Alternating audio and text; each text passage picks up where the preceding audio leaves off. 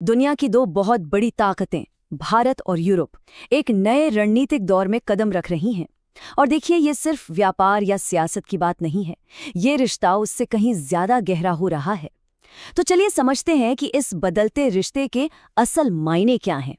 तो पहला सवाल तो यही उठता है, भाई आखिर ऐसा क्या बदल गया कि यूरोप भारत के लिए रेड कारपेट बिछा रहा है। इसका जवाब ना एक बहुत ही खास मुलाकात में छुपा हुआ है।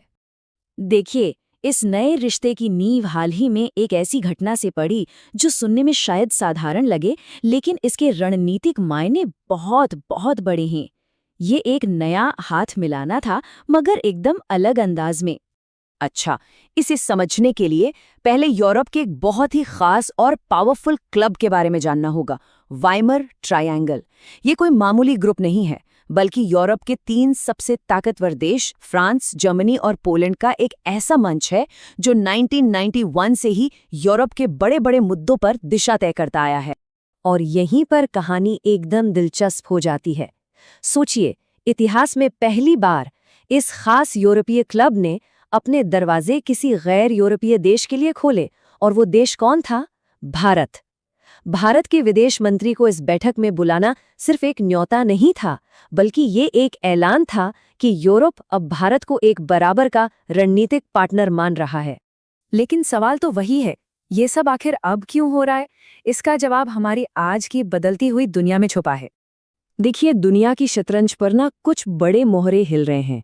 यूरोप के दरवाजे पर रूस यूक्रेन युद्ध ने दस्तक दे दी है, पुरानी वैश्विक संस्थाएं कमजोर पड़ रही हैं, और अमेरिका की आने वाली विदेश नीति को लेकर भी एक अनिश्चितता का माहौल है। इन तूफानी हवाओं के बीच भारत और यूरोप दोनों को ही एक मजबूत सहारे की तलाश है, और वो एक दूसरे में वही सहारा देख रहे हैं। और इस पूरी नई सोच के केंद्र में एक शब्द है जो दोनों के लिए बहुत अहमियत रखता है: स्ट्रेटेजिक ऑटोनॉमी, यानी रणनीतिक स्वायत्ता। अगर सीधे साधे शब्दों में कहें तो इसका मतलब है अपने फैसले खुद लेने की आज़ादी, किसी भी एक सुपर पावर के दबाव में आए बिना। यहाँ ये समझना दिलचस्प है कि कैसे दो अलग अलग रास्ते एक ही मंजिल की तरफ जा रहे हैं। एक तरफ यूरोप है जो अब अपनी सुरक्षा और विदेश नीति के लिए सिर्फ अमेरिका पर निर्भर नहीं रहना चाहता, तो दूसरी तरफ भारत है जो हमेशा से एक ऐसी दुनिया चाहता है जहां किसी एक देश का दबदबा ना हो। तो वजहें भले ही अलग अलग हो, लेकिन मंजिल एक ही है: एक ज्यादा संतुलित और आजाद दुनिया बनाना।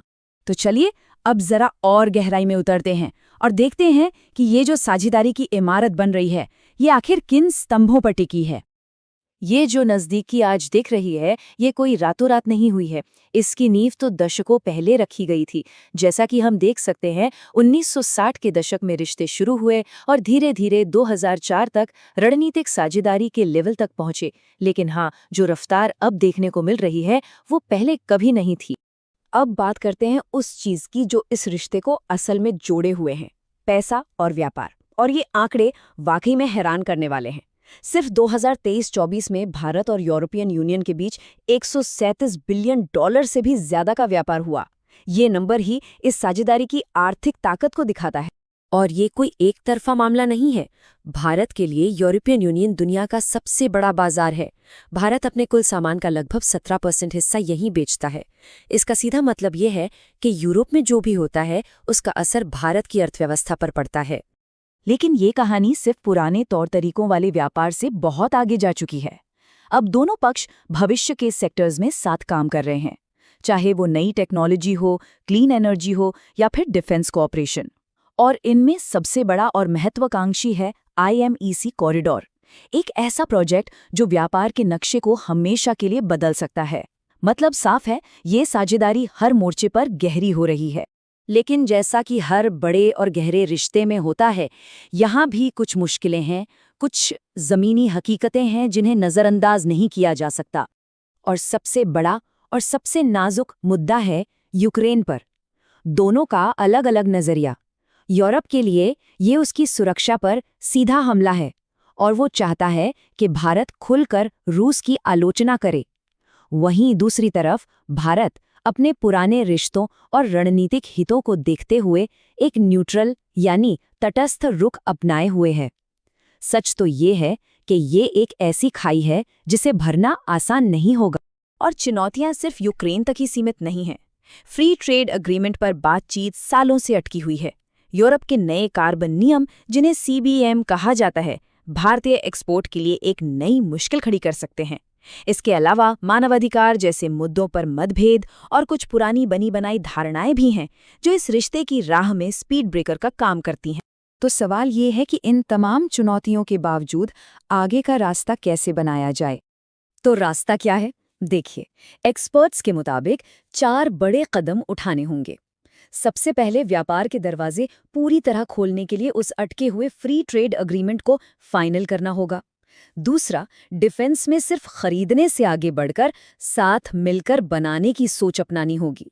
तीसरा, IMF जैसी परियोजनाओं के जरिए ये पक्का करना होगा कि जरूरी सामान के लिए किसी एक देश पर निर्भरता न रहे।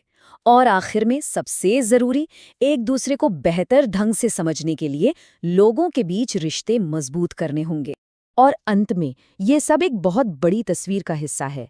जैसा कि ये कोटेशन बताता है, भारत और यूरोप की ये साझेदारी असल में भारत के उस सपने को साकार करती है जहां दुनिया पर किसी एक गुट का राज न हो, बल्कि भारत जैसी ताकतें अपने फैसले खुद ले सकें।